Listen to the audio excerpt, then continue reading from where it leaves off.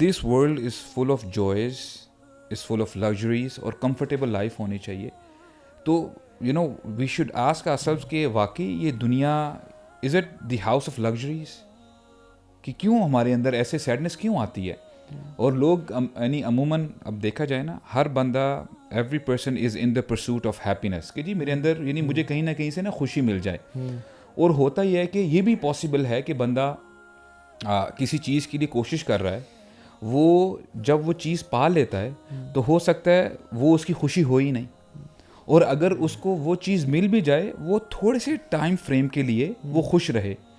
اور ایونچولی سب کو پتہ ہے کہ اگر مجھے یہ چیز مل بھی گئی ہے I am going to lose this any way.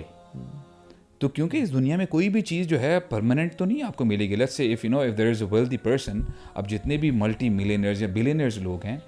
If they are satisfied with their lives then why would they wake up the next day اور پھر جو ہے محنت کریں گے 8 گھنٹے یا 10 گھنٹے. Do you understand the point?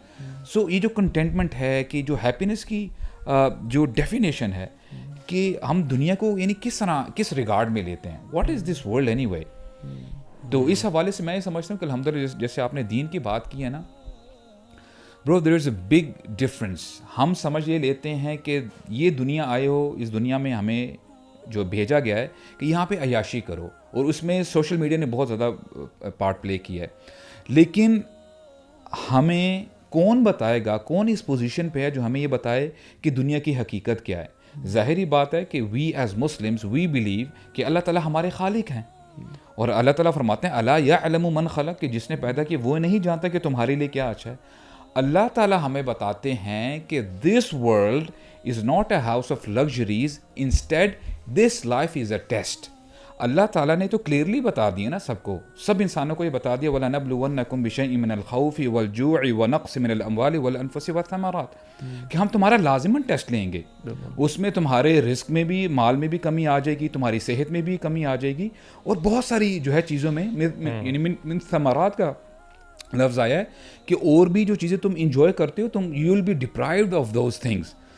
اور پھر دیکھیں نا ہمیں موٹیویشن کہاں سے ملتی ہے. جیسے ہم اگر کیور کی طرف آتے ہیں، جیسے ہم نے ڈپریشن کی بات کی ہے، سیڈنس کی بات کی ہے، اللہ تعالیٰ آگے بتاتے ہیں وَبَشِّرِ الصَّابِرِينَ، you have to be patient. اور اگر آپ کو پتہ ہے کہ ٹھیک ہے یار، اگر میرے اندر لیٹ سے ایک بندے کے اندر پرابلم بھی ہے، وہ بار بار ڈپریشن میں آتا ہے and he has to fight that sense. اگر وہ اس سینس کو 30 سال 40 سال یا اپنی ساری زندگی فائٹ کرتا ہے وتھ پیشنس، اس کو پتہ ہے کہ الذین اذا اصابتهم مصیبہ قالوا انا للہ وانا الیہ راجعون. اس کو موٹیویشن اس سے مل رہی ہے کہ کوئی بھی اگر میرے اوپر پریشانی مصیبت آتی ہے، میں نے تو اللہ تعالیٰ کی طرف ہی جانا ہے. جو سی بی ٹی ہے نا، جو C B T cognitive behavioural therapy جو ہے اسلام، یعنی آپ اس کو آیات کر لیں، احادیث کہہ لیں، وہ سی بی ٹی تو ہے ایک طرح سے، جو بھی آپ کو مائنڈ سیٹ دیتا ہے، وہ بیہیویئرل تھیراپی تو ہے کہ جس میں آپ کو پتہ ہے. لیکن اگین میں نا اس میں یہ سمجھتا ہوں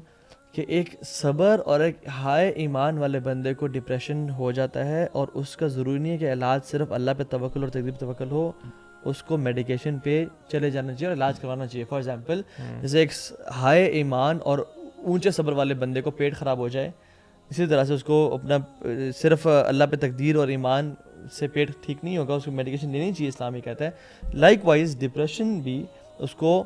یعنی بے شک میں نہیں کہتا سائیکاٹرسٹ پاس جائے، سائیکو تھراپسٹ کے پاس چلا جائے، سائیکالوجسٹ پاس چلا جائے، ٹھیک ہے، اپنا اس کو ٹریٹ کرے، اس کو میڈیکل النس سمجھے. ہم نا چلے ڈپریشن کو 2 منٹ چھوڑ کے ہم جو نارمل سیڈنس ہے اس پہ بات کرتے ہیں کہ جو ایک جنرل عوام میں نظر آتی ہے. And one of the reasons میں نے خود پرسنلی جو آبزرو کیا کہ لاٹ آف اسٹریس،